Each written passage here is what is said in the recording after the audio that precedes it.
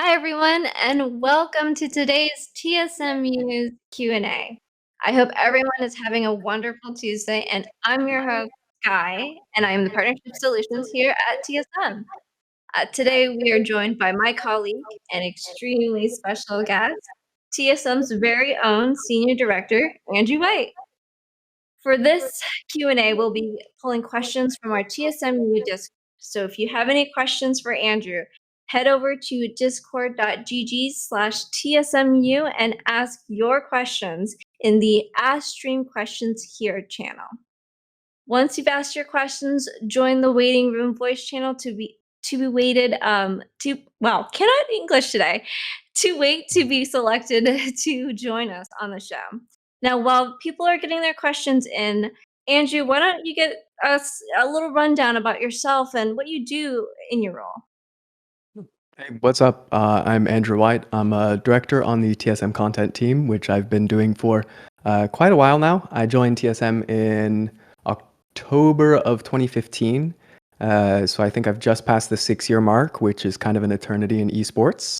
A little bit of background on what I've been doing over all of that. Over that time, I've spent a bulk of my time working with our League of Legends team, specifically on our flagship show for that team, TSM Legends, which I have also directed for the past few years. Along with that, over the course of the years, especially whenever I first joined and content team was a little bit smaller, I've worked with a lot of different esports pros, be it individuals, teams, Smash, be it in Smash Melee, Ultimate, Valorant, PUBG, Call of Duty, CS, pretty much Vainglory, pretty much every team that's gone through TSM, I've worked with and done content with in some capacity. Now, it seems like there's a lot of background and experience in your resume and back end. I want to get to know a little bit more of your background. What's your background like? Where did it come from in terms of, the starting points of your career? Okay, so I actually, before esports, I worked in traditional sports. So I went to college back in Texas, where I'm from. Went to Texas Tech University, graduated there with a degree in electronic media and communications. Might as well talk college because we're on TSMU. And right out of college, I was working for the San Antonio Spurs, doing something similar to what I do now, but obviously much smaller scale. Your partnered features for web content, locker room video, stuff like that. Was working there for a while out of college, and then got an offer from TSM back when I applied it would have been mid 2015. So that was how I made the leap, just a open application. I wasn't working in esports at the time. I just made a few melee combo videos and hype videos and stuff like that because that's what got me into esports was that scene. I used to compete there, and yeah. No, that's actually awesome that you bring up the Spurs and having your background more in the stick and ball sports side. I guess for me to learn more about, working with talent, working with, people on that end, would you see any differences between maybe a sports player versus someone at the TSMU or TSM roster side? Yeah, there's definitely a difference in scale for obvious reasons. I was very privileged at the Spurs in the short time I was there to get to interact personally with a few players, a few coaches who are all really great. But definitely the level of interaction and the kind of relationships you can build with the players is very different esports side. I mean, I've worked with some players at TSM for again the entirety of it, about 6 years. I've known them. Some of them are my closest friends, and that also allows us to create a little bit more meaningful content. It's a little bit less, surface level. So it's really great in that regard. And also, player time is a little bit less restrictive. It's still pretty restrictive. Our players have very, very busy schedules, especially whenever they're in season.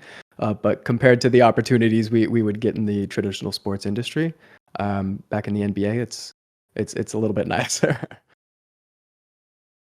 I guess, moving towards your esports career, I know you said that you immediately applied over to the TSM side and got your career starting from there. What made you just kind of think, look, I'm working at the Spurs and I want to move over to gaming. I want to move over to the esports side? So it wasn't actually because this was back in 2015 when the esports industry was much, much, much smaller than it was now. So it actually wasn't like readily apparent to me at the time that, oh, esports is a thing I can do. Um, it was actually very fortuitous the way it played out. Um, it's not much of an interesting story, but I again was a Melee fan, and I was a competitor in that, so I was a Leffen fan back then. He got signed to TSM, I think it was in July of 2015, and I was like, "Oh, what is this? I'm gonna watch this announcement video. What is this? Oh my goodness, this is the best piece of content I've seen in esports at the time." And I was suddenly amazed that like, "Oh, this exists. There are people who do this." And of course, that was someone who I would go on to work with. That was Max Olivo's work. Um, and so that got me very excited and interested in it. And then it made me want to go watch other content. So I went to the TSM YouTube channel, and then I'm going through watching all these League of Legends videos, which is a game I knew nothing about. And then all of a sudden I'm so invested in the team, and uh, that that kind of got me hooked. And then so from there, I was kind of had my eye on it, but I was just making my own like Melee combo videos and stuff like that. Didn't really consider it a pursuit. And then one day, Leffen retweeted a tweet from the main TSM account saying, "Hey, we're looking for videographers." And so if Leffen didn't retweet that because I didn't follow TSM at the time, I wouldn't have had the last 6 years of my life. So Yeah, I think this is just in. Shouts out to Leffen. Without you, we wouldn't have Andrew on our team. So thank you there. Moving over to giving advice to people who are interested in esports or even video directing and the production side, what advice would you give to someone who's looking to get into that end, whether it's editing, directing, anything on the production side?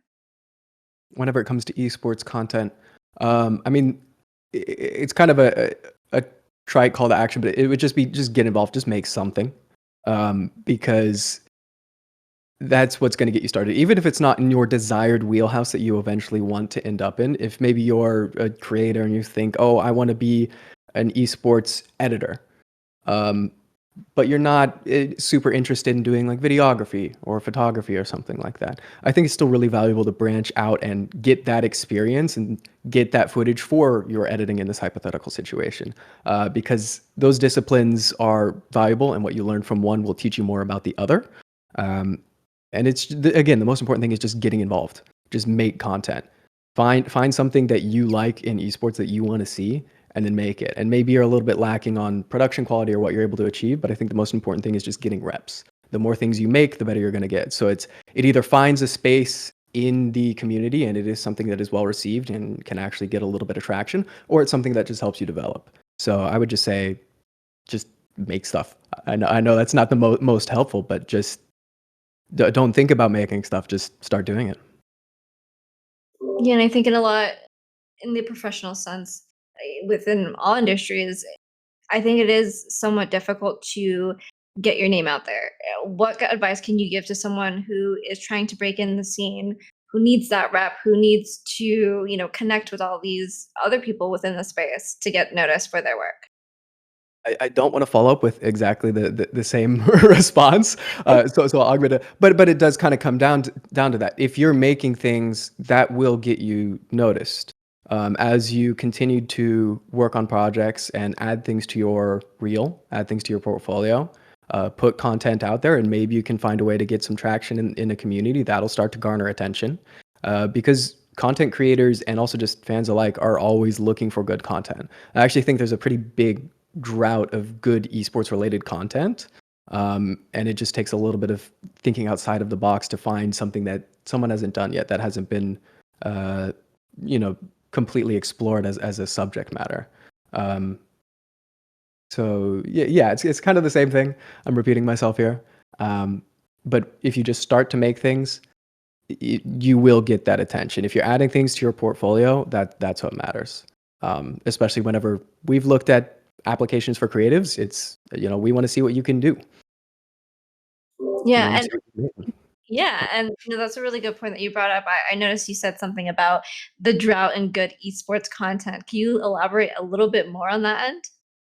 I'm not sure how much more I can elaborate on it, especially because we're making esports content, so hopefully ours doesn't fall too much into that drought. It's just one of those things where, at least in League, uh, it's been around a while for an esport. So a lot of the typical narrative structures and stories we've seen, especially when it comes to documentary content or more playful challenge videos. Um, a lot of it is already tread ground. That doesn't mean that there aren't ways to do that in a newer, interesting way. But you have to get a little bit creative with your approach. Otherwise, what reason are you giving someone to watch your content over someone else? Because there's enough teams in the space that are making high enough production quality content for it to be viewable. No, great points there.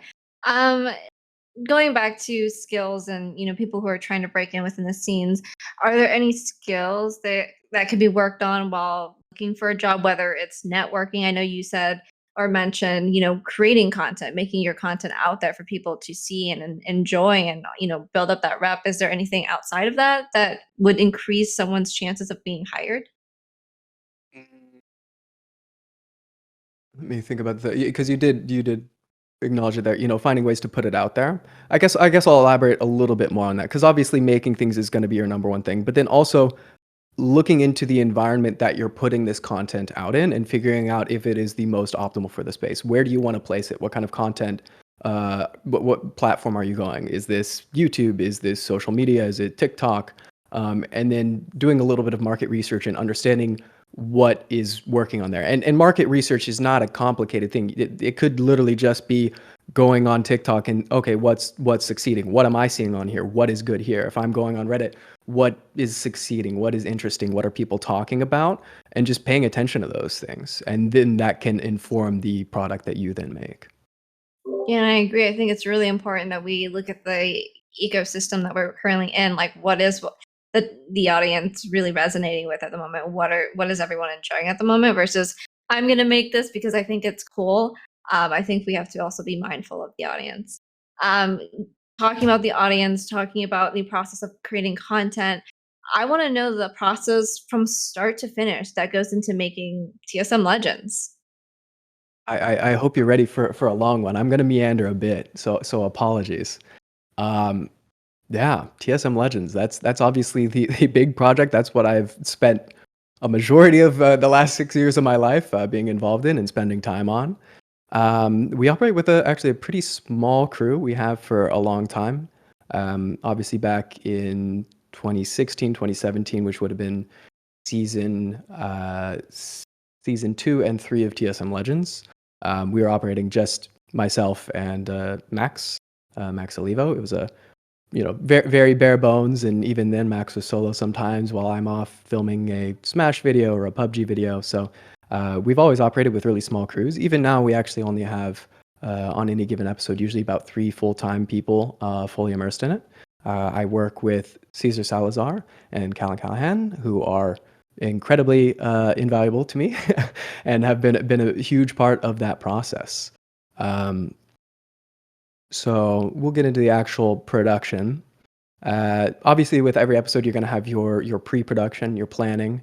You're going to be thinking about themes, what's pertinent to the team right now, what do we expect to occur over the next week, what are the likely storylines going into that week's LCS games.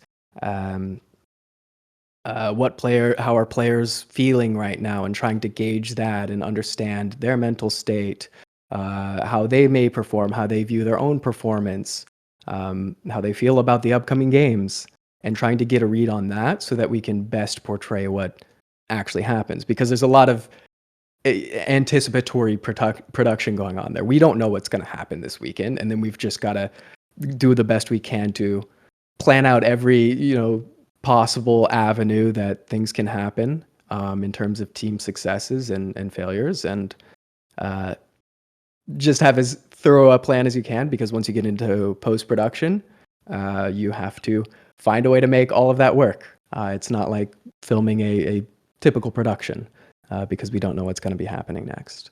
Um, so yeah, we're usually in pre-production there. We're filming throughout the week, just a lot of scrims, a lot of conversations, because the reality of filming a pro League of Legends team as they practice and live their lives is 99% of that stuff cannot go public. We're very fortunate to have the access we do and be able to provide this behind the scenes look into what's going on with the team. But we have to cut around a lot because a lot of strats or personal information or things that just can't go into the cut. So a lot of filming, a lot of set pieces, usually with a 3-camera setup is how we shoot most of our meetings, and get our lead up information going into the LCS weekend. LCS weekend rolls around, we go to LCS and film and just follow the players around. And then after that, we are ingesting footage that's going throughout the week. It's going to assistant editor Callan, who I mentioned earlier. And he's sorting that out, doing pre-edits, and I'm meeting with him throughout the week, and he's telling me, okay, here we have this meeting, and these parts were good. I think this is pertinent to what's going on with the team right now. So that kind of helps pre-sort and condense things. And then once we have all of the LCS footage in, I actually still lead edit on the show. So I go into it the following week and just grind out the edit, in-game cinematics, motion graphics, whatever we need for the piece, and it goes to publication on Friday. And in the meantime, usually Caesar, who I also want to acknowledge again, is doing a lot of the heavy lifting on the filming. Don't know how interesting it is for me to just list out the day by day there, but one of the I guess more interesting aspects of it that I think a lot of people don't think about unless they have worked on a show like this is because it is a weekly show, you are always in 2 concurrent productions at all times. So while you are editing last week's episode, you are in pre-production, you're planning, you're shooting for next week's episode. And so you have to constantly be thinking about 2 separate storylines as well as making those 2 storylines function together. So it's a little bit chaotic, and we work, again, with a very small crew, but there's also benefits to that because I think sometimes that little bit of heart that you get whenever someone's a small crew, they all have their hands on it, they're all really determined to make this thing good and special. I think that kind of shows. So yeah, sorry for meandering a lot there. It's just hard to articulate that entire process, and I'm not sure how detailed to be with the technical aspects of production there. No, I think that's really interesting because a lot of people just don't think what happens behind the scenes, right? I think for some people, even for myself, before I worked closely with you, when it comes to partners and legends, is that they just film and then cut and shoot and then that's it, right? There isn't a process where you're building a story. You're making sure that it is actually a lot more detailed oriented versus a cut and dry, like we shoot, we go into post, we release, that's it, life is so easy. So shouts out to yourself and the content team, Caesar, Callan, everyone there. You guys have made amazing content with a small team and a limited amount of time. And I think that's another question I want to segue into is burnout. Kite actually has a question for you. Have you ever experienced burnout with those grinds? And do you have any tips to get through that type of stuff? Absolutely, I have. I think pretty much everyone. It's a common thing in production, not just in esports, but just in the entertainment production industry across wherever it may be. Obviously, it's pretty prevalent out here in LA. But yeah, it's pretty common, especially when things were a little bit less structured, and we were working with an even smaller crew where it was just 1 or 2 people on an episode at a time. And so it can be difficult. You can burn out. I definitely have at times.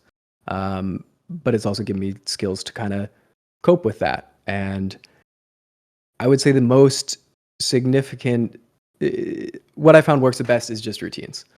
I think a lot of creatives, myself included, tend to kind of hate routines. It's like, oh, I'm gonna do whatever I want. I'm gonna stay, I'm gonna wait till I'm creatively inspired. I don't want to be bound by routines. But I think routines are actually pretty great, especially whenever you're working on a piece that's regimented and it's consistent.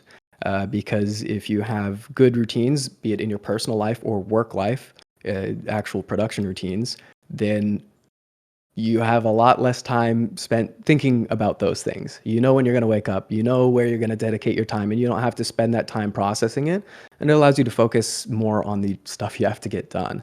That would be my number one thing is routines, and then also finding ways to refine those. And then uh, there's no limit to how deep you can go. I'm big into whenever I know I'm gonna have a killer edit, I'm not gonna be eating pizza for dinner if I know I'm gonna be editing all night because I'm gonna fall asleep at my desk. You know, I'm gonna eat a little bit healthier. I've been very fortunate to be around the league team, see how they conduct themselves, and it's like, oh wait, yeah, that kind of helps performance, and it really does. So it's kind of a small aspect of that, but yeah, just optimizing every activity you have to do. Yeah. And talking about routines, I know, last year was definitely a little difficult year for not only us at partnerships, but the whole entire team, with COVID and in-person shooting, everything just kind of was knocked up a little bit in terms of that routine. How did that affect your side in terms of your, daily, I go into the office, I prep for XYZ. Now it's like we're all working from home. Would love to get your thoughts there. The bubble episodes of TSM Legends, that was interesting. I'd be curious to talk to other content creators in the space and see how they feel about it in retrospect now that things are a little bit loosened up. Because in order to continue production with Legends specifically, we did publicize that the league team was in a bubble system where everyone was required to only be at home or at the facility, and that's it. And so that meant myself and Caesar also had to follow suit. So I was only right here and at the facility, which in some respects was great because I got to go in and see people every day that I like working with, which some people weren't able to. But of course, it was really creatively challenging because you are shooting in the same environment every single day, and then you have to try to find ways to get creative thematically, so that we aren't just watching meetings over and over again in the same rooms. So, okay, maybe we'll do a little bit of a retrospective, or we'll explore this particular player's story. But then also the technical part of it, where it's like, okay, how do we shoot this room for the ninth week in a row, that fans are just not going to be excited about looking at, and finding different lensing options, or just trying to find ways to keep it fresh. That was definitely a big challenge for us. And yeah, I have no idea how those episodes are perceived. It was a very strange time to be doing the show. I'll have to go back and look at them someday. Yeah, I mean, I personally enjoy them. I really like them. So well done on your guys' end. But talking about, you were talking about lenses and different methods of filming and production, all that sorts. I think some people might want to know, like, what sort of tools did you use for editing in general? Like, are there any recommended tools or tips that you might have? Editing specifically, you Yeah. start there. Editing, it's not a particularly long answer. Premiere. We're pretty much entirely within the Adobe Creative Suite, so pretty much all of my editing is done with Premiere and After Effects for some select sequences. Only other thing that I would consider like a part of that editing process would be in-game cinematics, which I do through League Director, and then obviously integrate those through Premiere. Yeah, and working with so many players, with LCS, you've worked with Smash. Who is your favorite player to work My favorite player to work with. Okay, this is. I'm gonna have to probably give a couple answers. I'm also gonna have to think for a minute. Um, Ming is Speak is a pleasure to work with. I really like working with him. He's been It's been great to watch him grow over the past couple years because I met him whenever he was, I think he maybe just turned 18 whenever he moved here to play with our academy team. He's great energy. Also has a really good eye for content. He understands what we're doing there. He understands why I'm in the room, and he's not going to complain about it. Well, actually, he's going to complain about it frequently, but it's in good fun. He's been great to work with. Another league pro that has been great, I think would surprise no one, is Broken Blade. Also, really understood content, really high energy, brought up the mood both of the team, just any room he's in, he brings the mood up. And so of course it was just fun to be there for those moments and be able to capture them. Just a ton of personality. Um, I'll try to think because I've worked with a lot of teams. I'll try to think of some less familiar or non-league related, and also if I only mention a couple, it's not because I don't like the other people, um, except Soren. Soren's the worst. Um, Ouch.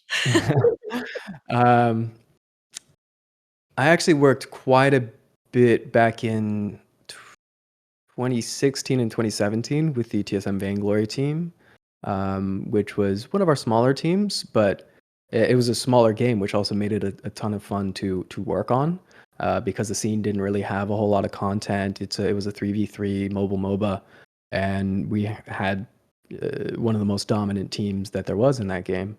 Um, Loved all of those guys. It was so fun working with them. Von C was just another one of those players who's just an absolute blast to work with. Just a ton of fun. Doesn't mind riffing with the camera. Great personality. Yeah, I'll try to think of more. Maybe we can revisit later, but I'll need a Sure. minute. Yeah, I mean TSM, we have quite a few talent out there, so wouldn't blame you if you got a little more time to think about that. But that being said, I'm sure you've encountered so many stories, and so many fun encounters with talent in general, right? I know you mentioned some of the players are your friends. I guess some people might want to know: are there any funny stories you can share from your job? There's a lot of funny stories. I don't know how many I can tell on stream. Um, uh, Let's keep it tame. yeah. I should have prepared some stories. We can Mm. revisit the question. I'm sure Yeah, there's yeah. I'm no fun there, but I know there's a couple stories you might want to share, so I'll give you some time to think about that, and we can transition over to a question from Leanne. Leanne asks, "Are there any key components you always try to include or prioritize when you're coming up with videos?" okay. Actually, I like that question. Um, one of the there's a couple things. One of the first things that came to mind is just kind of purpose, is ensuring that the video actually has some amount of substance or like reason to be watched, and not be something that just exists to exist, just to say, oh, we've got this league or this content piece about something. I generally prefer content that I feel like is somewhat enriching. I don't think I don't know if what I make can qualify as that, but that's one of the things that is so attractive to me about Legends and why I like working on the show, um, is that I have a tremendous amount of respect for the pros that I work with. I've learned a lot myself just from watching them and their work ethic, and then I feel like their story and their experience is valuable, and something that's really important to me through Legends or any other docu content we do is trying to convey that. It's I like and respect these people. I think that they have value, and I want to try to convey that to fans.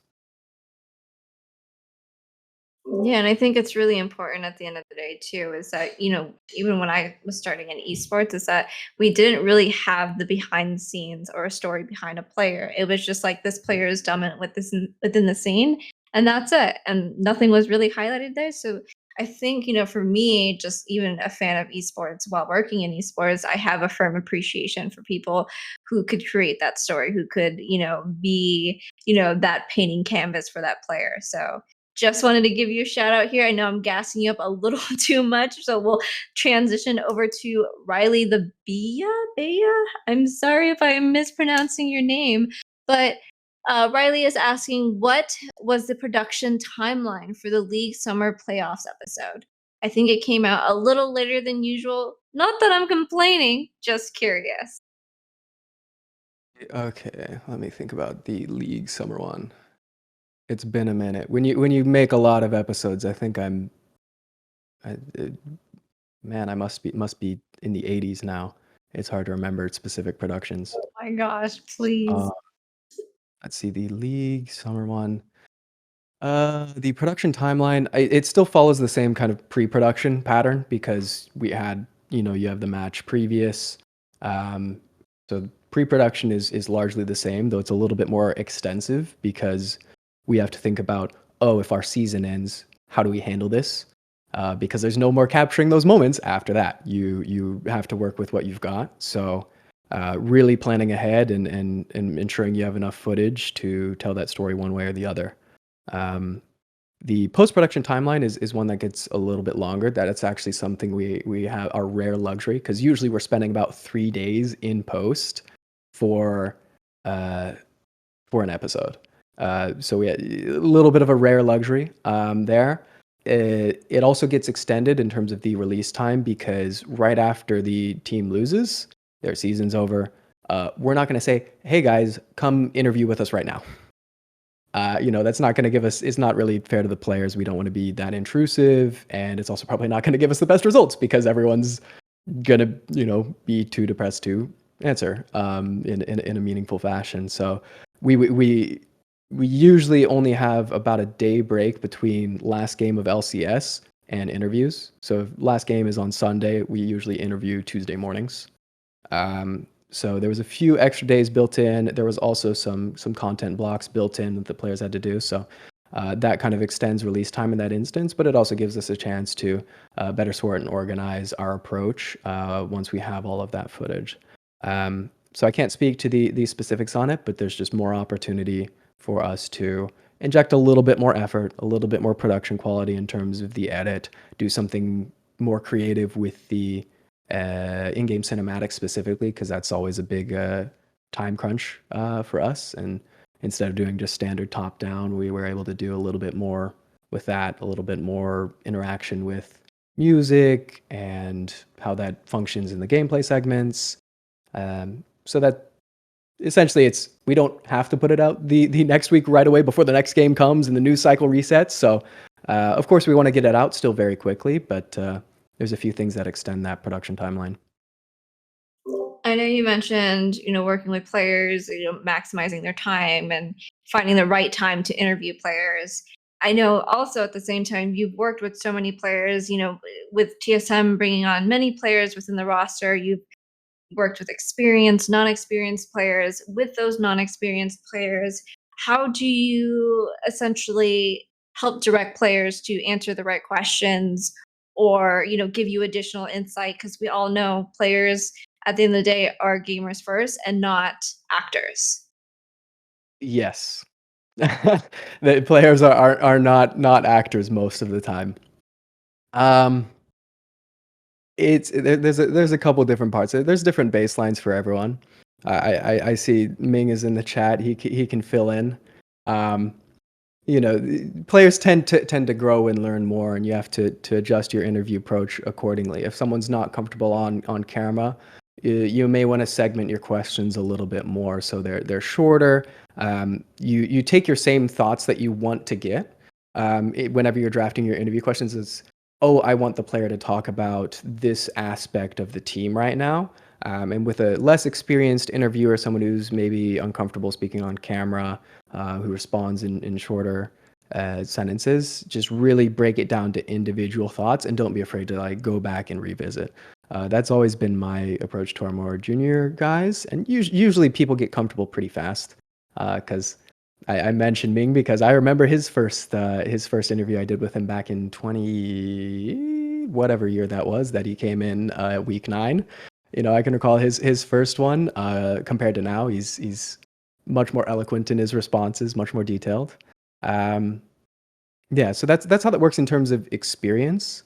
I think there was another part to that question. I think that is mainly the question itself. It's just trying to help direct players going into the direction you want to when you've created the storyline for like a specific piece, right? Being able to help them get to point A to B and speak eloquently now, like Ming. So I think that was essentially the question Yeah, itself. I think I can actually elaborate a little bit more because I was kind of focusing specifically on inexperience because that's only one aspect of it. But it just comes down to planning and also understanding how your talent is going to respond. So it's the same thing regardless of experience. You know, I try to develop actual like meaningful relationships and conversations with the players. Obviously, not just for that, but when you understand your subject, when you understand how they feel about what's going on, um, you're gonna understand. If I ask this question, they're gonna say this. Um, so I actually think relationship building and then also just really paying attention to that. So if you have an interview and you don't get what you want, you don't get the right response. I was looking for this. He kind of misunderstood. Um, just evaluate after the fact and figure out, okay, how would I phrase that? And then make a note of that. And then take that into your next interview with that subject if you have the opportunity to do so. Yeah, I think that that's really great to just basically dissect, what has happened versus like telling a player, I need you to say XYZ where it doesn't feel as natural or genuine, which I think is really important for us to avoid within content. Moving over, we have additional questions. I believe we can go back to the routine side. Kite asked as well earlier on, do you rely on any apps or systems to maintain, a routine? Examples would be like Google Calendar, bullet journaling, all that stuff. Yeah, actually, I use an app called TickTick, which is basically just a checklisting app. You can use it to sync with your calendar, but for me, checklists are really important, and I just maintain it for all of my routines, personal routines, professional routines. So I've got lists for specific projects, general work things, just things I have to do personally on a given day, and just it helps me organize all my thoughts. Checking something off feels good. That's kind of another benefit of routines is you get that sort of dopamine rush of, oh, I did something today, and it wasn't very hard because you're just used to it, and so you start the day accomplishing something, and that's going to push you to accomplish things more and more. So for me, I don't do too much. It's just pretty much just checklisting has been really really helpful for me. And moreover, ZK asks, do you think mobile games are going to have a good esports future?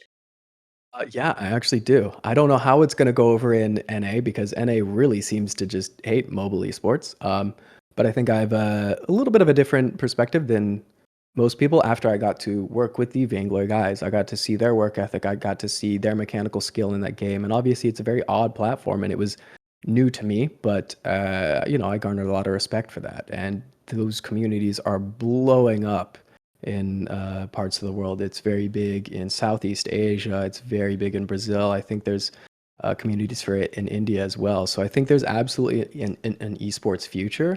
There is a barrier to it in North America, but I think eventually that saturation will start to push over. I think there's value in it. I think it's exciting. Yeah, and shouts out. We'll see where mobile esports comes in within the next few years. I believe Spooky Carlos asked. I know we talked about players that are camera shy. Is there anything else that you could do in terms of helping them get out of that outside of the relationship building, outside of guiding them, prior to the interview itself? Yeah, yeah. If I guess we did already talk about the relationship building, so that's a big part of it. But I'll skip over that. The other things that come to mind are helping players understand why we do content and how it can be beneficial to them. Not all of them are going to be pro players forever, and it's good to brand build. Players are when they understand why it exists and how it can benefit them. There's often a buy-in. And even that being said, you work closely again with us at the partnership side. There is content that is pretty hard to execute on a more natural and genuine way with partners, right? How do you prepare them for that? Just knowing that, some of the stuff might be scripted, some of the stuff might be, out of what their general scope is in terms of content production. Yeah, again, players are not actors. Usually, whenever it comes to the scripted things, there's a little bit more complaining coming through from the players, but I think it's usually just about sitting down with them and explaining the concept and how they fit into it, what is funny about it, um, and just kind of joking with them a little bit about it because players are going to complain about a lot of things, and you just have to let them know it's like, okay, I know this is not what you want to do, but let's try to make it a little bit fun. If it's a little bit cheesy, lean into it, run with that energy, and we'll knock this out. Yeah, give them that small pep talk before we go into production. ZK also has another question for you. How hard is it to work with a pro org from 1 to 10? 10 being really hard. I mean, I can't, I think, give a holistic answer because I've only worked with one pro org, so I can't rate it too well. I would also kind of subdivide it. There's a lot of things that are really great and easy, and I've been very fortunate to have had a lot of trust and creative freedom from people over the years, um, which is great. There's been a lot less bureaucracy than whenever I was working in, say, the sports industry, where it didn't matter what I said. Whereas at TSM, I've been very lucky to have a voice. So that is something that does not make it hard. What does make it hard is obviously just the hours and commitment. We are a smaller industry. We have smaller production, and that winds up requiring a lot of effort. So it kind of meets somewhere in the middle of those two things. Yeah, and talking about projects and episodes that you've worked on in terms of especially Legends, are there any particular one Legends episodes that you would consider your favorite or your best work? Let me tell you, and maybe creatives can relate. Whenever you only have 3 days in post on almost every single episode, it makes it not fun to choose because you just see all the things that you wish you could have done. Um, but there are a few that do stand out. The 2019 finals episode, TSM versus TL, where I mean we lost, but I enjoyed the production. It was the only one that I've. Oh, I think I lost my video somehow. Yes, you've been frozen, but I can hear you still. Well, We're having some we production. are having a little bit of technical difficulties. Apologies. Yes.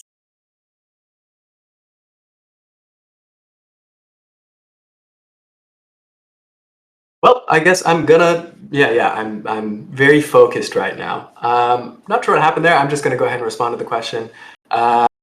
So I was talking about the TSM versus TL reverse sweep episode. Obviously, very very sad episode, but it was also the first episode that I'd fully directed for a finals episode. And it was great to be in that environment, being in the center of the fans. Oh,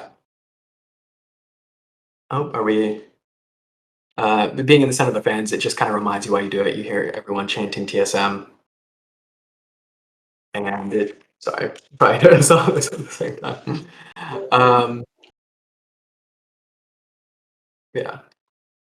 No, that's really great to hear. Everyone, we are dealing with some technical difficulties, but Andrew is still here, so we can still move on in terms of some of the questions that are funneling in from everybody.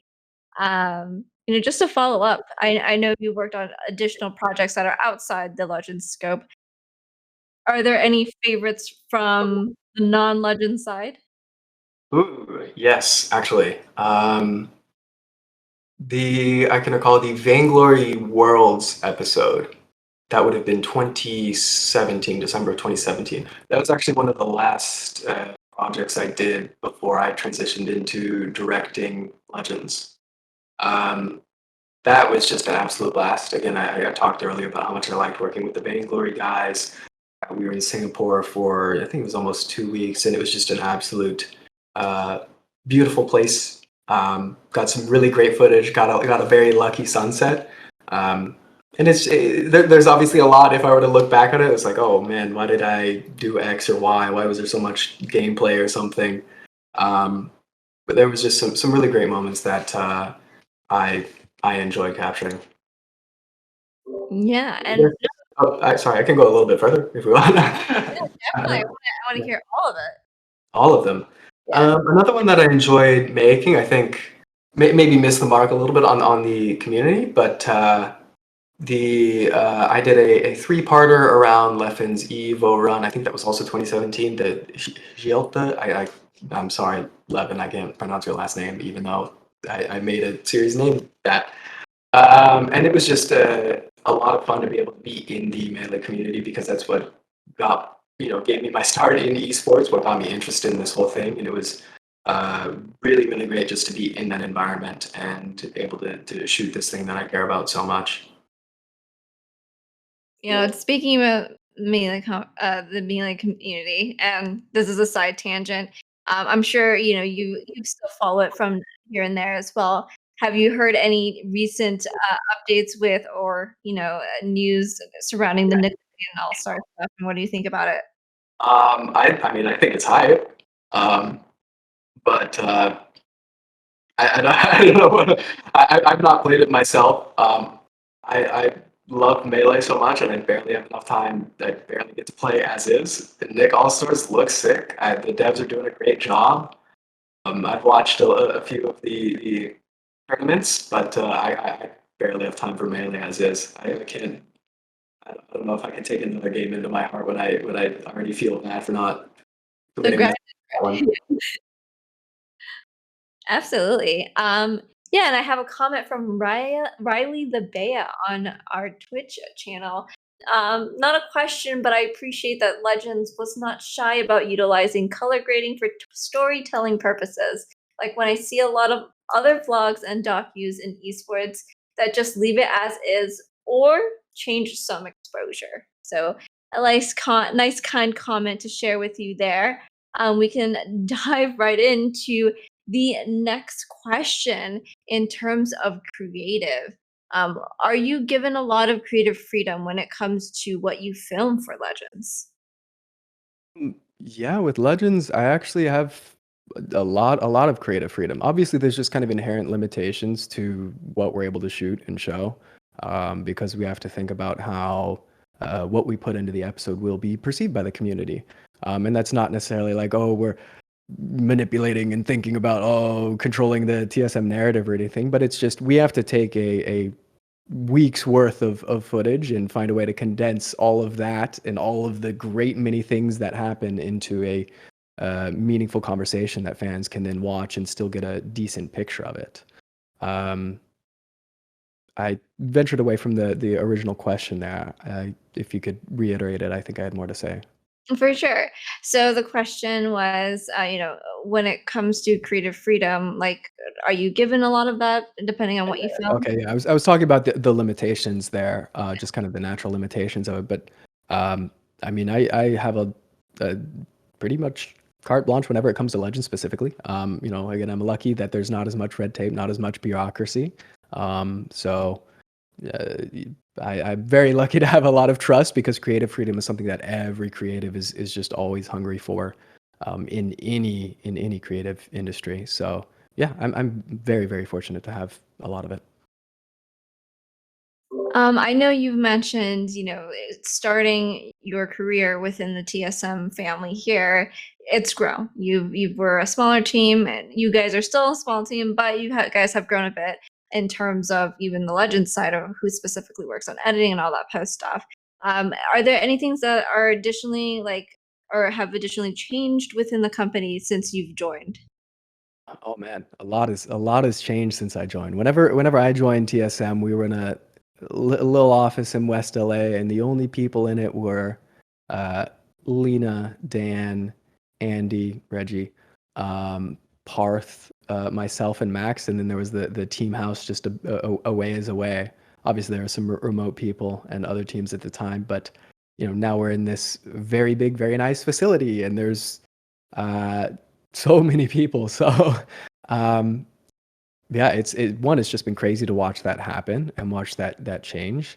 Um, in terms of how that's affected, some of our productions like Legends, not too much. It's allowed us to expand things, but now the sheer quantity of content that we're able to put out is pretty insane. We have so many different channels for different games. We have content going out on different social media platforms. So it's almost like hard to keep track even from the inside, especially during Legend season. It's like, oh, what's going on? Oh, that video is cool. I wish I could have been a part of that, but we just have so much constantly coming through the pipeline. So it's been interesting to see that develop and other creative voices join the organization and be able to express themselves through our content. Now, I know you mentioned the facility that we are sort of opening up, but not really. Is there anything that you can share in terms of like favorite places to work at, favorite things to do at the facility? Any highlights that you can share with some of the people watching today? The chefs are pretty great. Chefs are great, Yep. but we'll save that for the some facility walkthrough videos. Don't want to spoil too much. Yeah, yeah. And I want to bring up, you know, the funny story again. I know I kind of caught you by surprise Putting there, you on the but spot. definitely want to get your insight as we've got some time to really think about a tamed version, so to say. Okay, I can probably dig up a few. The first thing that comes to mind is relatively recent, and I think it's been discussed a little bit. It's not some top secret story, but at the beginning of summer split of this year, whenever we had the little Legends addendum that was also posted on social media, where Spica was, I think it was the concept was Spica was benched. This was amidst the early summer split roster fiasco where every single team in the LCS was changing players, and uh, I did mention that Ming is very content minded, and he came to me and said, "Hey Andrew, I want to, it'd be funny if we did like a fake video." And then so I took that and said, "Okay, what can we turn this into?" And wrote up a couple different preposterous scenarios to put him in for that video, and then also talked to Parth, who was our lovely voice in that as well, announcing it with that rather straight face. He actually wrote a lot of that. We had a draft ahead of time, and then he went back and revisited the subject, and he watched all the other videos because he wanted to get it just right. Parth is more content minded than I think he likes to admit. He was really helpful with that, and then that was one of the shortest turnarounds we've done on anything because we usually can't film content with the players in midweek out if it's not something already scheduled like a Legends interview. So we just went into the scrim room. I think it maybe took us 10 minutes and just, all right, Ming, yell at Lawrence, tell him he's awful, tell him he's terrible. And it was an absolute blast. I think we put some of the bloopers out there as well of them just really struggling to maintain a straight face as Ming was flaming everyone. And then we also filmed him shoving our assistant coach Curry out of the chair and kicking him in the head. Uh, this is actually making me think I should just upload the whole thing instead of the behind the scenes footage instead of just talking about it because it was, again, players and acting is something. Curry was just Minecraft grunting, as Ming put it. His sound for each kick was just identical. Doesn't really do it service, but maybe I'll just dig that footage up. That would Yeah, be my I definitely remember watching that. I'm like, is that kid real? Did he really? Yeah, yeah. I mean, the kick, he was a good 3 feet away. It's just well angled. Him being in boots helped. Curry was a great actor. And then just a little bit of time remapping, cut out some frames, make it look a little bit intense. I think we actually had some concerns going on behind the scenes that it looked a little too intense. It looked a little too real to go public, in spite of the, sarcastic nature, which I got because it was they sold it very well. The play, it was great to see the players all kind of buy into that and really have fun shooting this random little video. And what was really great about the piece is just the timing of it in terms of what was going on within, the league space as well, being able to parody that as well and, make it come to light in a more lighthearted way, especially during the times that we were running into within last year, right? So I think definitely I personally enjoyed it. I remember when you guys posted it within internal before it went live and I was like, this is literally a masterpiece. So shouts out to you guys there. Shout outs to Ming Yeah. and Park for stepping in and doing our job for us. Somebody get them an Oscar, man. Um, Before we end today's Q&A, I do have one last question for you, as this is TSMU. A lot of aspirants are here more, willing to learn about the production side and get your, insights on things. But is there any final advice for any esports aspirants out there? Mm, mm. Um, Number one is something I've said entirely too much already. Just make something. But then also think critically about the content that you consume, and figure out what it is you like about it and what it is you take away. And it doesn't even have to be from the same, media format. I think there's a lot of value in understanding what you like about a certain type of media, and then you can take that creative process and ability to digest that and understand that into other things. Maybe you are working in video, but you are really passionate about music. There's ways to integrate those two things, but if you can look at a piece of music and think, okay, why do I like this so much? What is it about it, that makes me feel this way? And then find ways to incorporate that feeling into your own work, because I think that's what most people want to do, is they want to make a piece of art or content or whatever you want to call it that makes people feel a certain way, and it's usually based on what has made them feel a certain way. So just research your influences and really think about why you like them. I would say that's definitely something that I do constantly. Yeah, and to close this out, is there anything that you want to share in terms of upcoming projects or any shout outs that you want to give to maybe the content team at TSM? Um, yeah, shout outs to the content team, the whole team. Everyone's been putting in a lot of work. Particular shout outs to Callan and Caesar, who have been instrumental in the very chaotic Legends production. Couldn't do it without them. Shout outs to Max Olivo, because I worked alongside him for years. I learned pretty much everything I do from watching him work. Um, yeah, shout outs to the players as well. Thank you for letting me point a camera at you during your most intimate moments. um, yeah. Awesome. Well, thank you, Andrew, for today and, getting your insight and letting me pick your brain. I also want to thank everyone for attending and also asking some amazing questions. Everyone, just letting you guys know, our next episode is going to happen next week, same time, same place, October 27th at 5 p.m. Pacific Standard Time, and the guest will be Jeff, the director of mobile at TSM FTX. Be sure to follow the channel so you know when we're going live. And Or as again, I, yeah. as far as I know, I'm going to interject because we were talking about Vainglory. Sweetie, he's a very legendary Vainglory player. Be sure to ask him lots of questions about that. And again, just to remind everyone, please join the TSMU Discord, the HTML, wow. The web link will be discord.gg/TSMU.